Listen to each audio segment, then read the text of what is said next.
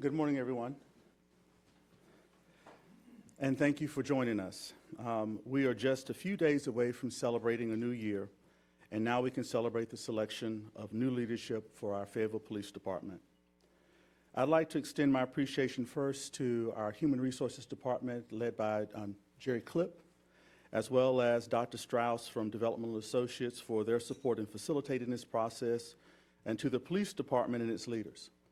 In particular, I'd like to say to the staff of the Fayetteville Police Department, thank you. Throughout this entire process, you've been in my thoughts, and I'm very pleased to be able to make this selection and appointment today. Following an intense search process, I am indeed pleased to announce that the Fayetteville Police Department Assistant Chief Kimberly Braden has been selected as our next Chief of Police. We are truly fortunate to have identified exceptionally qualified candidates through the search, and making an internal hire exemplifies how well we cultivate and nurture talent from within. Chief-select Braden has more than 26 years in law enforcement, with the Fayetteville Police Department starting his journey as an officer in 1996, with subsequent promotions in 2008, 2015, 2018, and 2019 before becoming an assistant chief overseeing the Field Operations Bureau. His work in a variety of units, his collective body of experience, education, philosophy, and approach to modern policing make him well prepared for taking on this next role in his career, and for leading the Fayetteville Police Department as chief of more than 605 members with a budget of more than $59 million.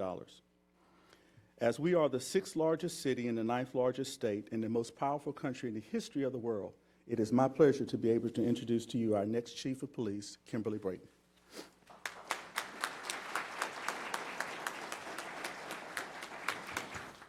Good morning.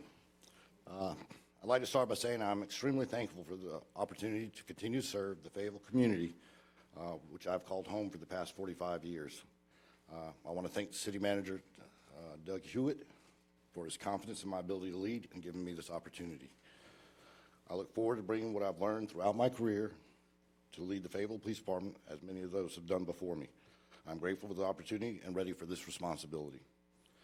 I would also I'd like to thank all those who have supported me throughout this process. The words of encouragement from my family, my peers, and the community have provided me the motivation required to be successful in such a competitive process. Now that a selection has been made, there's a lot of work ahead of us as we prepare to close out 2022 with the New Year's Eve spectaculars this Saturday. After that, I look forward to working with Chief Nolet and the Fayetteville Police Department moving forward in 2023. We will start conversations and develop strategic plans that align our departmental strengths with the needs of our community. There will be many conversations concerning recruitment, retention, and strategies to address violent crime. Finally, I would like to thank Chief Hawkins for her leadership and service to the Fayetteville community for the past 5 years. For me personally, she has provided opportunities that have allowed me to grow as an officer and an individual and prepare me for my time to lead. I would like to thank her and wish her well in her retirement. Thank you.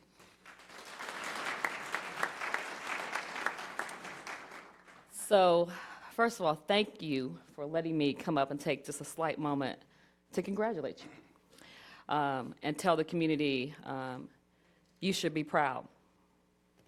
Chief Braden, you should be proud. Chief Braden's family, you should be proud.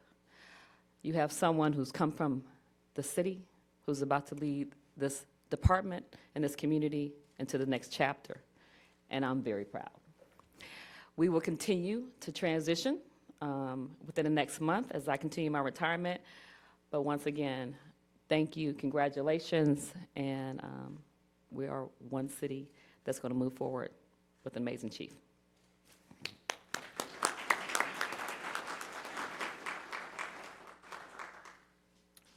Any questions that you'd like? Can you tell us your leadership style?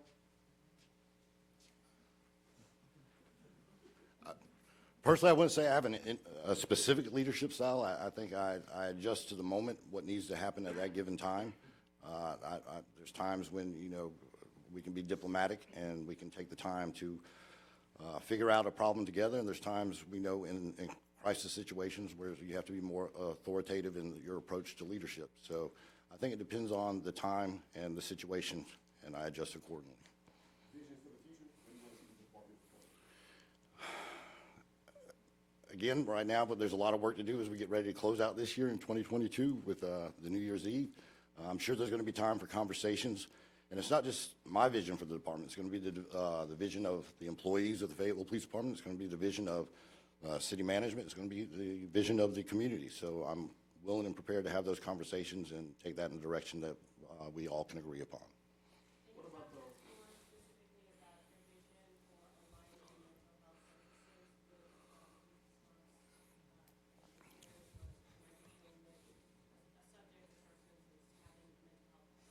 So for right now, I know there's research that's being done. So that's something I'm willing to sit down and based on the research that's brought back to the table and have those conversations. what about the morale within the police department? Morale's always, I spoke largely about, morale, recruitment, retention. Those are going to be one of the first conversations that we have to sit down and talk about what we can do to improve that and retain employees.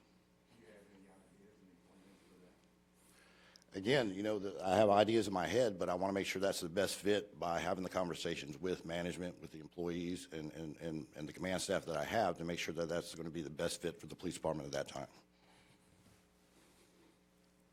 And city manager, could you talk about if this was a tough decision because you have two top candidates to pick from? It was. It's always a very difficult decision trying to pick someone who both reflects the needs of the organization and the community, but also someone who has the talent, skills, abilities, and the energy to be the police chief.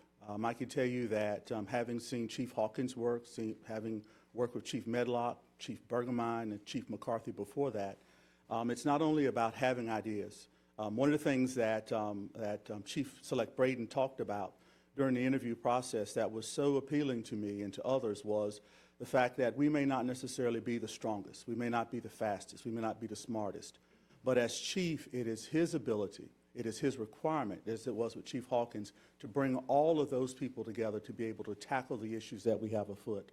We talked about a moment ago about mental health response. I wish we had an answer for that right now. I wish we had an answer for that as a community. I wish we had an answer for that as a country. But what I can tell you is that with the support of members of the Fayetteville City Council, many of whom who are here in the back of the room, members of the police department, and members of our larger community, we will continue to do what we've always done, which is to tackle that issue like we do every other. But one of the things that I will also say about the internal candidates is that they have a much shorter learning curve, smaller learning curve. And I look forward to already telling Chief Braden that yesterday in conversations, he has ideas. And some of those are being tempered because I want to make sure that I have an opportunity to vet those with him and members of the command staff as well.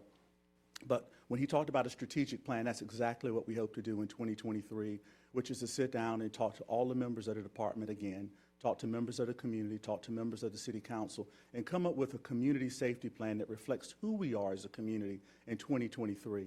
It is amazing to me when I look back and think that at the beginning of this year, we would not have been able to stand in this room. We'd have all been maxed up if we would have had, seats would have been separated.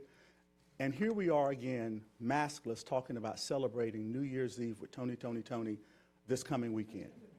Think about how much we have changed in just 12 short months. So I would ask that you continue to pray for the police department, pray for the city, pray for our chief select, and give him and the members of the police department an opportunity to do what they've always done, which is to impress us and serve us. Take a few more questions, and then we will pause for some individual one-on-ones if members of the media would like those. Can you talk about your vision for tackling gun violence and increasing police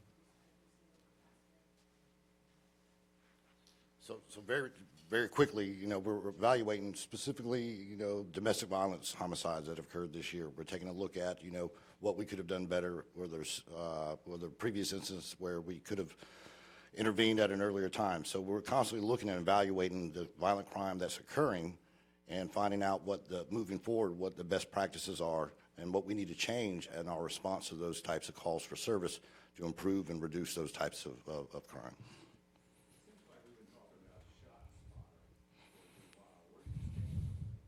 Well, ShotSpotter is as far as I understand, it's approved by council, and we'll be moving forward with that. And as a police chief, I'll constantly evaluate the efficacy of that program and report back to council and to the manager on how that is working out as a program for the city of Fayetteville.